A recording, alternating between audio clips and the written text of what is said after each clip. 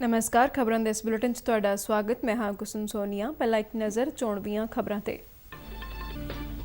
प्रधानमंत्री नरेंद्र मोदी ने कहा है कि गरीब वर्ग लई जो काम पिछले 6 सालों दौरान होए ने वो पहलां कदे नहीं होए। रेहड़ी फड़ी वालियां नूं आत्मनिर्भर बनाउण बारे विशेष योजना प्रधानमंत्री स्वनिधि स्कीम तहत मध्य प्रदेश के लोगों को वीडियो कॉन्फ्रेंस राही संबोधन करदे मोदी ने कहा कि गरीबों को किस तरह की घाट नूं सरकार ने स्कीमां राही दूर किया। देश की दूजी और दक्षिण भारत की पहली किसान रेल गड्डी नूं हरी झंडी दिखा के रवाना किया गया। एक किसान रेल आंध्र प्रदेश के अनंतपुर तो दिल्ली के आदर्श नगर रेलवे स्टेशन तक खेती जनसां की ढुआ ढुआई करेगी। भड़के अंबाला एयरबेस ते राफेल लड़ाकू जहाज़ के पहले बैच नूं भारतीय हवाई सेना विच रस्मी तौर पर शामिल करने संबंधी समागम विच भारत के रक्षा मंत्री राजनाथ सिंह तो इलावा उन्हां दे फ्रांसीसी हम अहुदा फ्लोरेंस पार्ली भी शामिल होंगे। सेहत मंत्रालय ने 21 सितंबर तो 9वीं तो 12वीं जमात लई स्कूलों को अंशिक तौर पर खोलण संबंधी दिशा निर्देश जारी किए। निर्देशों मुताबिक स्कूलों को बच्चों के मापियां तो लिखती रूप में सहमति लैनी होगी। 50% टीचिंग और नॉन टीचिंग स्टाफ सद्दे जाने की हदायत। भारत में कोविड-19 तो सेहतयाब होने की दर वध के 77.77% ते पुजी। बीते दिन महामारी के 99,706 नवे केसों की पुष्टि, 1,115 मरीजों की मौत। पंजाब विच वधदे लगातार कोविड मामलों के मद्देनज़र मैडिकल सिक्ख्या ते खोज मंत्री ओपी सोनी ने प्रमुख सकत्तर डीके तिवाड़ी समेत पटियाला विच कोविड स्थिति का जायजा लिया। पंजाब के लोगों ने आत्मनिर्भर भारत प्रोग्राम तहत प्रधानमंत्री नरेंद्र मोदी के यत्नों की शलाघा की। मोहाली जिले के पिंडों के लोगों ने प्रधानमंत्री आवास योजना तहत पक्के मकान मिलने ते प्रधानमंत्री नरेंद्र मोदी का धन्यवाद किया। ते हुण खबरां दा विस्तार। प्रधानमंत्री नरेंद्र मोदी ने कहा है कि देश में गरीब बारे पहला भी काफ़ी ज़्यादा चर्चा होंदी रही है, पर गरीब वर्ग लई जो काम पिछले 6 सालों दौरान होए ने वो पहला कदे नहीं होए। अज वीडियो कॉन्फ्रेंस राही रेहड़ी फड़ी वालियां नूं आत्मनिर्भर बनाउण बारे विशेष योजना प्रधानमंत्री स्वनिधि स्कीम तहत मध्य प्रदेश के लाभपात्रियों नूं संबोधन करदिआं उन्हां कहा कि जिस किसी सैक्टर में गरीबां नूं किस तरह की घाट सी, सरकार ने उसनूं स्कीमां राही दूर किया। प्रधानमंत्री ने कहा कि स्वनिधि योजना का मकसद कोरोना करके अपने कारोबार या कामकार गुआ चुके गरीब वर्ग के लोगों को अपना काम मुड़ शुरू करने लई आसान पूंजी मुहैया करवाना है। नरेंद्र मोदी ने कहा कि यह पहली बार हो रहा है कि देश भर के लखां रेहड़ी फड़ी वाले लोग सही मायनिਆਂ ਵਿੱਚ एक सिस्टम नाल जुड़े ने ਅਤੇ उन्हां दी अपनी पछाण है। स्वनिधि स्कीम के फायदों का जिक्र करदਿਆਂ उन्होंने कहा कि इस स्कीम राही रेहड़ी फड़ी वाले कर्जे ते ब्याज तो पूरी तरह मुक्त हो सकणगे। उन्होंने दस्सिया कि स्कीम तहत पहला ही 7% ब्याज की छूट दी जा रही है, पर जे रेहड़ी फड़ी वाले कुछ गल्लां दा ध्यान रखण तां उन्हां नूं ओह भी नहीं भरना पवेगा। हमारे जो गरीब भाई बहन हैं, जो श्रमिक साथी हैं, जो रेहड़ी पटरी वाले साथी हैं, इन सब से महामारी के संकट को इन सब ने बहुत ज्यादा महसूस किया है। अनेकों ऐसे साथी हैं जो किसी दूसरे शहर में काम करते थे, लेकिन महामारी के दौरान उन्हें अपने गांव लौटना पड़ा और इसलिए कोरोना वैश्विक महामारी के दौरान पहले दिन से सरकार का, देश का ये प्रयास रहा है कि गरीब की जितनी दिक्कतें हम कम कर सके उसको कम करने के लिए सक्रिय रूप से प्रयास करें। देश की दूजी और दक्षिण भारत की पहली किसान रेल गड्डी नूं अज सवेरे हरी झंडी विखा के रवाना किया गया। एक किसान रेल गड्डी आंध्र प्रदेश के अनंतपुर तो दिल्ली के आदर्श नगर रेलवे स्टेशन तक खेती जनसां की ढुआ ढुआई करेगी।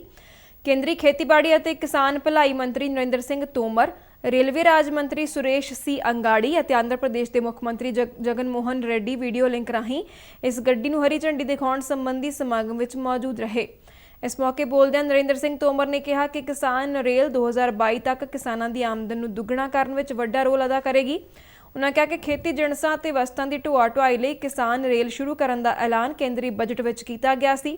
ਉਨ੍ਹਾਂ ਦੱਸਿਆ ਕਿ ਸਰਕਾਰ ਛੇਤੀ ਹੀ ਬਾਗਬਾਨੀ ਨੂੰ ਉਤਸ਼ਾਹਿਤ ਕਰਨ ਲਈ ਕਿਸਾਨ ਉਡਾਨ ਪ੍ਰੋਗਰਾਮ ਸ਼ੁਰੂ ਕਰੇਗੀ।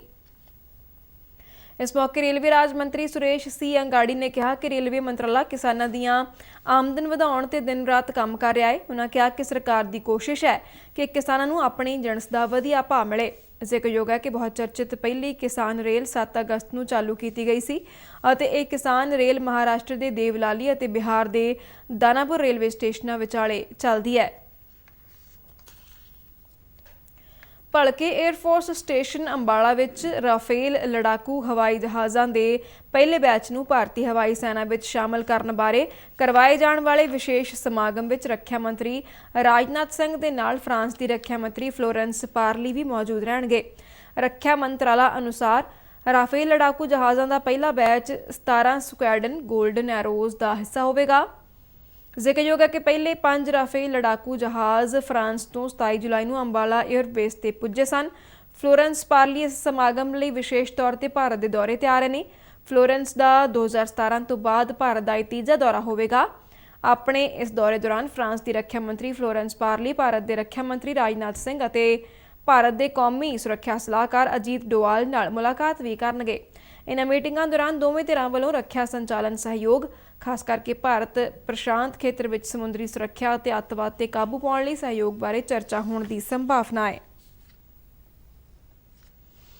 ਕੇਂਦਰੀ ਸਿਹਤ ਮੰਤਰਾਲਾ ਨੇ 21 ਸਤੰਬਰ ਤੋਂ 9ਵੀਂ ਤੋਂ 12ਵੀਂ ਜਮਾਤ ਲਈ ਸਕੂਲਾਂ ਨੂੰ ਅੰਸ਼ਿਕ ਤੌਰ ਤੇ ਖੋਲ੍ਹਣ ਸੰਬੰਧੀ ਮਾਨਕ ਸੰਚਾਲਨ ਪ੍ਰਕਿਰਿਆ ਦੇ ਦਿਸ਼ਾ ਨਿਰਦੇਸ਼ ਜਾਰੀ ਕੀਤੇ ਨੇ। ਮੰਤਰਾਲਾ ਵੱਲੋਂ ਜਾਰੀ ਨਿਰਦੇਸ਼ਾਂ ਮੁਤਾਬਕ ਇਹ ਪ੍ਰਕਿਰਿਆ ਵਲੰਟੀਅਰ ਆਧਾਰ ਤੇ ਹੋਵੇਗੀ, ਜਿਸ ਲਈ ਸਕੂਲ ਬੱਚਿਆਂ ਦੇ ਮਾਪਿਆਂ ਤੋਂ ਲਿਖਤੀ ਰੂਪ ਵਿੱਚ ਸਹਿਮਤੀ ਲੈਣਗੇ। ਨਿਰਦੇਸ਼ਾਂ ਅਨੁਸਾਰ ਬੱਚਿਆਂ ਤੇ ਕਾਪੀਆਂ, ਕਿਤਾਬਾਂ, ਪੈਨ, ਪੈਨਸਿਲ, ਪੀਣ ਵਾਲੇ ਪਾਣੀ ਦੀਆਂ ਬੋਤਲਾਂ ਇੱਕ ਦੂਜੇ ਨਾਲ ਸਾਂਝੀਆਂ ਕਰਨ ਤੇ ਪਾਬੰਦੀ ਲਾਈ ਗਈ ਹੈ। ਇਸ ਤੋਂ ਇਲਾਵਾ ਸਕੂਲ ਵਿੱਚ ਕੋਵਿਡ ਲੱਛਣਾਂ ਤੋਂ ਬਗੈਰ ਵਿਅਕਤੀਆਂ ਨੂੰ ਸਕੂਲ ਅੰਦਰ ਦਾਖਲ ਹੋਣ ਦੀ ਆਗਿਆ ਹੋਵੇਗੀ ਅਤੇ ਨਾਲ ਹੀ ਸਕੂਲਾਂ ਵੱਲੋਂ ਆਨਲਾਈਨ ਸਿੱਖਿਆ ਨੂੰ ਉਤਸ਼ਾਹਿਤ ਕਰਨ ਲਈ ਯਤਨ ਕੀਤੇ ਜਾਣਗੇ। ਹਦਾਇਤਾਂ ਵਿੱਚ ਇਹ ਵੀ ਕਿਹਾ ਗਿਆ ਹੈ ਕਿ ਸਕੂਲਾਂ ਵਿੱਚ ਅਧਿਆਪਕ ਅਤੇ ਵਿਦਿਆਰਥੀਆਂ ਵਿਚਾਲੇ ਸੰਵਾਦ ਨੂੰ ਪੜਾਅਵਾਰ ਢੰਗ ਨਾਲ ਆਯੋਜਿਤ ਕੀਤਾ ਜਾਵੇ। ਮੰਤਰਾਲਾ ਨੇ ਕਿਹਾ ਕਿ ਕਲਾਸਾਂ ਵਿੱਚ ਵਿਦਿਆਰਥੀਆਂ ਦੇ ਡੈਸਕ ਜਾਂ ਕੁਰਸੀਆਂ ਵਿਚਾਲੇ ਘੱਟੋ-ਘੱਟ 6 ਫੁੱਟ ਦੀ ਦੂਰੀ ਨੂੰ ਯਕੀਨੀ ਬਣਾਇਆ ਜਾਵੇ। ਇਸ ਤੋਂ ਇਲਾਵਾ ਸਕੂਲ ਵਿੱਚ ਰਹਿੰਦੇ ਸਮੇਂ ਵਿਦਿਆਰਥੀਆਂ ਅਤੇ ਅਧਿਆਪਕਾਂ ਤੋਂ ਇਲਾਵਾ ਹੋਰਨਾਂ ਕਰਮਚਾਰੀਆਂ ਵੱਲੋਂ ਮਾਸਕ ਪਹਿਨਣਾ ਲਾਜ਼ਮੀ ਕੀਤਾ ਗਿਆ ਹੈ। ਸਕੂਲ ਵਿੱਚ ਕਿਸੇ ਵੀ ਤਰ੍ਹਾਂ ਦੀ ਕੈਂਟੀਨ ਜਾਂ ਮੈਸ ਫਿਲਹਾਲ ਬੰਦ ਰੱਖੀ ਜਾਵੇ। ਨਿਰਦੇਸ਼ਾਂ ਮੁਤਾਬਕ ਪੜ੍ਹਾਈ ਸਮੇਤ ਹੋਰਨਾਂ ਗਤੀਵਿਧੀਆਂ ਦੌਰਾਨ ਵਿਦਿਆਰਥੀਆਂ ਦਰਮਿਆਨ ਸਰੀਰਕ ਦੂਰੀ ਨੂੰ ਯਕੀਨੀ ਬਣਾਇਆ ਜਾਵੇ। ਆਨਲਾਈਨ ਟੀਚਿੰਗ ਜਾਂ ਟੈਲੀ ਕਾਉਂਸਲਿੰਗ ਨਾਲ ਜੁੜੇ ਕੰਮਾਂ ਲਈ ਟੀਚਿੰਗ ਅਤੇ ਨਾਨ ਟੀਚਿੰਗ ਕਰਮਚਾਰੀਆਂ ਦੀ 50% ਸਮਰੱਥਾ ਨੂੰ ਸਕੂਲ ਸੱਦੇ ਜਾਣ ਦੀ ਹਦਾਇਤ ਦਿੱਤੀ ਗਈ ਹੈ। ਇਸ ਤੋਂ ਇਲਾਵਾ ਮੰਤਰਾਲਾ ਨੇ ਜਿੱਥੋਂ ਸੰਭਵ ਹੋ ਸਕੇ ਆਰੋਗਿਆ ਸੇਤੂ ਐਪ ਦੀ ਵਰਤੋਂ ਤੇ ਵੀ ਜ਼ੋਰ ਦਿੱਤਾ। ਹਦਾਇਤਾਂ ਮੁਤਾਬਕ ਸਕੂਲ ਪ੍ਰਸ਼ਾਸਨ ਅਧਿਆਪਕਾਂ ਅਤੇ ਹੋਰਨਾਂ ਕਰਮਚਾਰੀਆਂ ਨੂੰ ਫੇਸ ਕਵਰ, ਮਾਸਕ ਅਤੇ ਸੈਨੀਟਾਈਜ਼ਰ ਮੁਹੱਈਆ ਕਰਵਾਏਗਾ। ਮੰਤਰਾਲਾ ਦੀ ਮਾਨਕ ਸੰਚਾਲਨ ਪ੍ਰਕਿਰਿਆ ਵਿੱਚ ਹਰੇਕ ਕਰਮਚਾਰੀ ਲਈ 4 ਵਰਗ ਮੀਟਰ ਦੀ ਜਗ੍ਹਾ ਰਾਖਵੀਂ ਰੱਖਣ ਦੀ ਵੀ ਹਦਾਇਤ ਕੀਤੀ ਗਈ ਹੈ। ਨਿਰਦੇਸ਼ਾਂ ਵਿੱਚ ਸਕੂਲਾਂ ਨੂੰ ਦਿਨ ਦੇ ਅੰਤ ਵਿੱਚ ਜ਼ਿਆਦਾਤਰ ਛੂਹਣ ਵਾਲੀਆਂ ਥਾਵਾਂ ਨੂੰ ਸੈਨੀਟਾਈਜ਼ ਕਰਨ ਦੀ ਹਦਾਇਤ ਦਿੱਤੀ ਗਈ ਹੈ। ਸਕੂਲ ਦੀਆਂ ਵੈਨਾਂ ਜਾਂ ਬੱਸਾਂ ਵਿੱਚ ਵੀ ਸੁਰੱਖਿਆ ਸਾਵਧਾਨੀਆਂ ਨੂੰ ਯਕੀਨੀ ਬਣਾਉਣ ਲਈ ਵੀ ਕਿਹਾ ਗਿਆ ਹੈ। ਇਹ ਵੀ ਕਿਹਾ ਗਿਆ ਹੈ ਕਿ ਜੇਕਰ ਕਿਸੇ ਵੀ ਵਿਅਕਤੀ ਵਿੱਚ ਕੋਵਿਡ ਸੰਬੰਧੀ ਲੱਛਣ ਉੱਭਰਦੇ ਨੇ ਤਾਂ ਤੁਰੰਤ ਉਸ ਕਮਰੇ ਜਾਂ ਇਲਾਕੇ ਨੂੰ ਆਈਸੋਲੇਟ ਕਰਕੇ ਸਥਾਨਕ ਸਿਹਤ ਅਥਾਰਟੀਆਂ ਨੂੰ ਸੂਚਿਤ ਕੀਤਾ ਜਾਵੇ। जनता दल यूनाइटेड के सांसद हरिवंश ने अज भाजपा की अगवाई वाले एनडीए के उम्मीदवार वजों राज सभा के उप चेयरमैन के अहुदे लई नामजदगी कागज़ दाखिल किए। नामजदगी पत्र दाखिल करन समय राज सभा के लीडर थावर चंद गहलोत और एनडीए के सहयोगी पार्टी श्रोमणी अकाली दल के आगू नरेश गुजराल भी मौजूद सन। संसद का मॉनसून इजलास 14 सितंबर को शुरू हो रहा है जो 1 अक्तूबर तक चलेगा। राज सभा के डिप्टी चेयरमैन की चोण मानसून इजलास के पहले दिन करवाए जाने की संभावना है। डिप्टी चेयरमैन की चोण लई नामजदगी कागज़ दाखिल करने का अमल 7 सितंबर को शुरू होया जो 11 सितंबर तक जारी रहेगा। राज सभा के डिप्टी चेयरमैन का अहुदा हरिवंश के इस अहुदे ते कार्यकाल खत्म होने करके खाली होया सी। 2018 विच हरिवंश ने कांग्रेस के VK हरिप्रसाद नूं हरा के डिप्टी चेयरमैन की चोण जित्ती सी। इस बार भी इस अहुदे लई हरिवंश के चुने जाने की संभावना है क्योंकि भाजपा के 140 राज सभा मैंबरों तो इलावा YSR कांग्रेस, TRS और BJD का भी भाजपा को समर्थन हासिल है। एनडीए सारिया ही सहयोगी पार्टियां विचाले तालमेल बिठाउण की कोशिश कर रहा है तां जो हरिवंश की चोण आम सहमति नाल हो सके।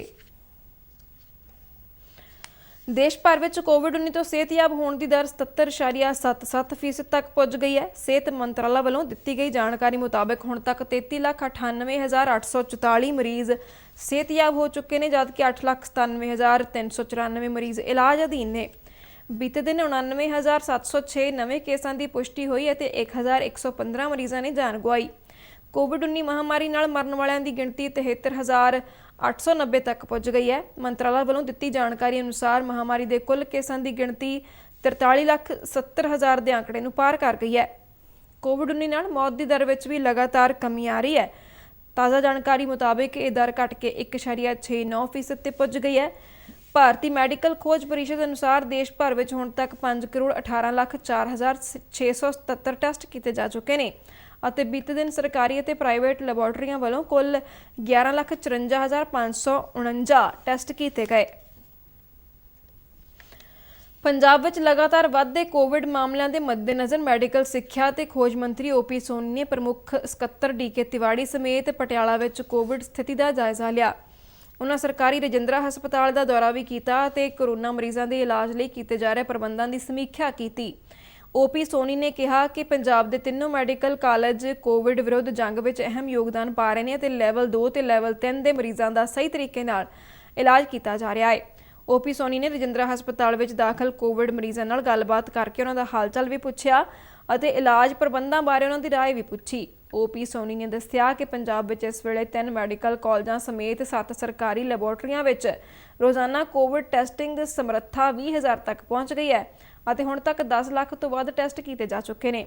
ਉਹਨਾਂ ਲੋਕਾਂ ਨੂੰ ਅਪੀਲ ਕੀਤੀ ਕਿ ਕੋਵਿਡ ਟੈਸਟਾਂ ਤੇ ਇਲਾਜ ਪ੍ਰਤੀ ਗਲਤ ਅਤੇ ਗੁੰਮਰਾਹਕੁਨ ਪ੍ਰਚਾਰ ਦੇ ਪ੍ਰਭਾਵ ਵਿੱਚ ਨਾ ਆਉਣ, ਸਗੋਂ ਸਮੇਂ ਸਿਰ ਆਪਣੇ ਟੈਸਟ ਕਰਵਾ ਕੇ ਲੋੜ ਪੈਣ ਤੇ ਹਸਪਤਾਲ ਵਿੱਚ ਦਾਖਲ ਹੋਣ। ਓਪੀ ਸੋਨੀ ਨੇ ਕਿਹਾ ਕਿ ਸੂਬੇ ਵਿੱਚ ਕੋਵਿਡ ਕਾਰਨ ਮੌਤਾਂ ਦਾ ਵੱਡਾ ਕਾਰਨ ਮਰੀਜ਼ਾਂ ਦਾ ਦੇਰੀ ਨਾਲ ਹਸਪਤਾਲ ਵਿੱਚ ਪਹੁੰਚਣਾ ਹੈ। ਇਸ ਲਈ ਸਾਡਾ ਸਭ ਤੋਂ ਪਹਿਲਾ ਫਰਜ਼ ਬਣਦਾ ਹੈ ਕਿ ਅਸੀਂ ਅਫਵਾਹਾਂ ਨੂੰ ਦਰਕਿਨਾਰ ਕਰਦਿਆਂ ਜ਼ਿੰਦਗੀ ਬਚਾਉਣ ਵੱਲ ਧਿਆਨ ਦਈਏ। ਪ੍ਰਧਾਨ ਮੰਤਰੀ ਦੇ ਪੰਜਾਬ 'ਚ ਸੀਐਮ ਸਾਹਿਬ ਨੇ ਐਡਾ ਵੱਡਾ ਇੰਤਜ਼ਾਮ ਕੀਤਾ, ਇੰਨੀਆਂ ਸਾਡੇ ਕੋਲ ਲੈਬ ਤੇ ਸਾਡੇ ਕੋਲ ਐਡੀ ਨਵੀਂ ਟੈਕਨੋਲੋਜੀ ਦੀਆਂ ਸਾਡੇ ਕੋਲ ਮਸ਼ੀਨਾਂ ਨੇ, ਬਾਹਰੋਂ ਇੰਪੋਰਟ ਕਰਾਈਆਂ ਨੇ। ਇੱਕ ਮਸ਼ੀਨ ਜਿਹੜੀ ਆ ਉਹ ਡੇਲੀ 4-4 ਹਜ਼ਾਰ ਟੈਸਟ ਕਰ ਰਹੀ ਆ, ਸੋ ਫ੍ਰੀ ਆ। ਮੈਂ ਪਹਿਲਾਂ ਵੀ ਕਿਹਾ ਵੀ 2 ਕਰੋੜ ਰੁਪਈਆ ਸਰਕਾਰ ਡੇਲੀ ਸਰਕਾਰੀ ਖਰਚਦੀ ਆ ਟੈਸਟਾਂ ਦੇ। ਸੋ ਲੋਕਾਂ ਨੂੰ ਸਰਕਾਰੀ ਲੈਬ ਤੇ ਫ੍ਰੀ ਟੈਸਟ ਕਰਵਾਉਣਾ ਚਾਹੀਦਾ। ਸਾਡੇ ਕੋਲ ਟੋਟਲ ਜਿਹੜੀ ਆ ਹੁਣ ਡੇਲੀ ਜਿਹੜੀ ਆ 20,000 ਤੋਂ ਉੱਤੇ ਕਪੈਸਿਟੀ ਸਾਡੀ ਹੋ ਗਈ ਹੈ ਟੈਸਟ ਕਰਨ ਦੀ ਸਰਕਾਰੀ। ਪ੍ਰਧਾਨ ਮੰਤਰੀ ਨਰਿੰਦਰ ਮੋਦੀ ਦੇ ਆਤਮ ਨਿਰਭਰ ਭਾਰਤ ਪ੍ਰੋਗਰਾਮ ਦੀ ਹਰ ਪਾਸੇ ਸ਼ਲਾਘਾ ਹੋ ਰਹੀ ਹੈ। ਲੋਕਾਂ ਨੇ ਮੋਦੀ ਸਰਕਾਰ ਵੱਲੋਂ ਚੀਨ ਵਿਰੁੱਧ ਅਖਤਿਆਰ ਕੀਤੇ ਗਏ ਸਖਤ ਰੁਖ ਦਾ ਸਮਰਥਨ ਕੀਤਾ ਹੈ। ਜਲੰਧਰ ਦੇ ਖਾਸ ਕਰਕੇ ਖੇਡਾਂ ਦੇ ਸਮਾਨ ਤਿਆਰ ਕਰਨ ਵਾਲੇ ਉਦਮੀਆਂ ਦਾ ਕਹਿਣਾ ਹੈ ਕਿ ਬਾਹਰਲੇ ਮੁਲਕ ਦੀਆਂ ਵਸਤਾਂ ਦੀ ਦਰਾਮਦ ਦੀ ਬਜਾਏ ਦੇਸ਼ ਵਿੱਚ ਬਣੀਆਂ ਵਸਤਾਂ ਨੂੰ ਪ੍ਰਮੋਟ ਕਰਨ ਨਾਲ ਉਹਨਾਂ ਨੂੰ ਲਾਭ ਹੋਵੇਗਾ।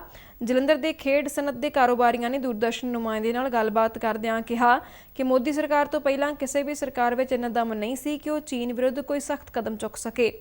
ਉਹਨਾਂ ਕਿਹਾ ਕਿ ਇਸ ਫੈਸਲੇ ਨਾਲ ਨਾ ਸਿਰਫ ਹਿੰਦੁਸਤਾਨ ਆਤਮ ਨਿਰਭਰ ਬਣੇਗਾ, ਸਗੋਂ ਸਾਡੀਆਂ ਸੀਮਾਵਾਂ ਦੀ ਦਿਨ ਰਾਤ ਰਾਖੀ ਕਰਨ ਵਾਲੇ ਜਵਾਨਾਂ ਵਿੱਚ ਵੀ ਆਤਮ ਵਿਸ਼ਵਾਸ ਵਧੇਗਾ। ਪਹਿਲੀ ਸਰਕਾਰ ਆਈ ਹੈ ਜਿਨੇ ਚਾਈਨਾ ਨੂੰ ਮੂੰਹ ਤੋੜ ਜਵਾਬ ਦਿੱਤਾ ਹੈ ਤੇ ਸਾਨੂੰ ਬਹੁਤ ਪ੍ਰਾਊਡ ਫੀਲ ਹੁੰਦਾ ਮੋਦੀ ਗਵਰਨਮੈਂਟ ਤੇ, ਜਿਨ੍ਹਾਂ ਨੇ ਇੱਕ ਸਲੋਗਨ ਦਿੱਤਾ ਹੈ ਆਤਮ ਨਿਰਭਰ ਭਾਰਤ ਦਾ, ਜਿਹਦੇ ਕਰਕੇ ਇੱਥੇ ਦੇ ਵਪਾਰਿਕ ਸੰਗਠਨਾਂ ਨੂੰ, ਵਪਾਰਿਕ ਇਕਾਈਆਂ ਨੂੰ ਬਹੁਤ ਜ਼ਿਆਦਾ ਫਾਇਦਾ ਹੋਏਗਾ। ਉਹ ਮੋਦੀ ਸਰਕਾਰ ਸਾਡੇ ਬਾਰੇ ਸੋਚ ਰਹੀ ਹੈ। ਚਾਈਨਾ ਜਿਹੜਾ ਦਾਦਾਗਿਰੀ ਕਰਦਾ ਹੈ, ਇਹਨੂੰ ਮੂੰਹ ਤੋੜ ਜਵਾਬ ਦਿੱਤਾ ਹੈ ਉਹ ਸਿਰਫ ਨਰਿੰਦਰ ਮੋਦੀ ਗਵਰਨਮੈਂਟ ਨੇ ਦਿੱਤਾ ਹੈ, ਜਿਹਦੇ ਕਰਕੇ ਉਹਦੀ ਪੂਰੀ ਦੁਨੀਆ। ਪ੍ਰਧਾਨ ਮੰਤਰੀ ਆਵਾਸ ਯੋਜਨਾ ਤਹਿਤ ਬਹੁਤ ਸਾਰੇ ਗਰੀਬ ਲੋਕਾਂ ਨੂੰ ਪੱਕੇ ਮਕਾਨ ਨਸੀਬ ਹੋਏ ਨੇ। ਇਹਨਾਂ ਲੋਕਾਂ ਨੇ ਕੱਚੇ ਮਕਾਨਾਂ ਵਿੱਚ ਰਹਿੰਦਿਆਂ ਕਦੇ ਸੁਪਨੇ ਵਿੱਚ ਵੀ ਨਹੀਂ ਸੋਚਿਆ ਸੀ ਕਿ ਕਦੇ ਉਹ ਪੱਕੇ ਮਕਾਨ ਵੀ ਹਾਸਲ ਕਰ ਸਕਣਗੇ। ਗਰੀਬੀ ਕਾਰਨ ਇਹ ਲੋਕ ਸਿਰਫ 2 ਵਕਤ ਦੀ ਰੋਟੀ ਦਾ ਹੀ ਜੁਗਾੜ ਕਰ ਸਕਦੇ ਸਨ। ਮੋਹਾਲੀ ਜ਼ਿਲ੍ਹੇ ਵਿੱਚ ਵੀ ਗਰੀਬੀ ਰੇਖਾ ਤੋਂ ਹੇਠਾਂ ਰਹਿੰਦਿਆਂ ਇਹਨਾਂ ਲੋਕਾਂ ਨੂੰ ਪ੍ਰਧਾਨ ਮੰਤਰੀ ਆਵਾਸ ਯੋਜਨਾ ਤਹਿਤ ਪੱਕੇ ਮਕਾਨ ਹਾਸਲ ਹੋਏ। ਪ੍ਰਸਾਰ ਭਾਰਤੀ ਦੇ ਨੁਮਾਇੰਦੇ ਨੇ ਜ਼ਿਲ੍ਹੇ ਦੇ ਖਾਨਪੁਰ ਪਿੰਡ ਵਿੱਚ ਕਈ ਲਾਭਪਾਤਰੀਆਂ ਨਾਲ ਗੱਲਬਾਤ ਕੀਤੀ, ਜਿਨ੍ਹਾਂ ਨੇ ਉਹਨਾਂ ਨੂੰ ਪੱਕੇ ਮਕਾਨ ਦੀ ਸਹੂਲਤ ਦੇਣ ਲਈ ਪ੍ਰਧਾਨ ਮੰਤਰੀ ਨਰਿੰਦਰ ਮੋਦੀ ਦਾ ਧੰਨਵਾਦ ਕੀਤਾ। ਉਹਨਾਂ ਕਿਹਾ ਕਿ ਹੁਣ ਸਾਨੂੰ ਠੰਡ, ਹਨੇਰੀ ਝੱਖੜ, ਬਰਸਾਤ ਅਤੇ ਮੱਖੀ ਮੱਛਰ ਦੀ ਚਿੰਤਾ ਨਹੀਂ ਹੈ ਅਤੇ ਪੱਕੇ ਮਕਾਨ ਮਿਲਣ ਨਾਲ ਉਹਨਾਂ ਦਾ ਜੀਵਨ ਸੁਖਾਲਾ ਹੋ ਗਿਆ ਹੈ। ਸਾਡਾ ਕੱਚਾ ਮਕਾਨ ਪੱਕਾ ਹੋ ਗਿਆ। ਜੇ ਅਸੀਂ ਖਾਣਾ ਬਣਾਉਂਦੇ ਸੀ ਤਾਂ ਬਹੁਤ ਚਾਹੁੰਦਾ ਸੀ ਉਹ ਸਾਡਾ। ਅੱਜ ਤੇ 50 ਸਾਲ ਦੇ ਚਾਹੁੰਦੇ ਆ ਗਏ, ਹੁਣ ਸਾਡਾ ਪੱਕਾ ਬਣ ਗਿਆ। ਸਾਨੂੰ ਬਹੁਤ ਸ਼ੁਕਰੀਆ ਮੋਦੀ ਸਾਹਿਬ ਦਾ। ਪ੍ਰਧਾਨ ਮੰਤਰੀ ਆਵਾਸ ਯੋਜਨਾ ਵਿੱਚ ਸਾਡੇ ਘਰ ਕੱਚੇ ਤੋਂ ਪੱਕਾ ਹੋਇਆ। ਮੈਂ ਇਹਨਾਂ ਦਾ ਬਹੁਤ ਧੰਨਵਾਦ ਕਰਦੀ ਹਾਂ। ਤੇ ਸਾਡਾ ਇਸ ਦੇ ਨਾਲ ਹੀ ਬੁਲੇਟਿਨ ਦੀ ਸਮਾਪਤੀ। ਧੰਨਵਾਦ।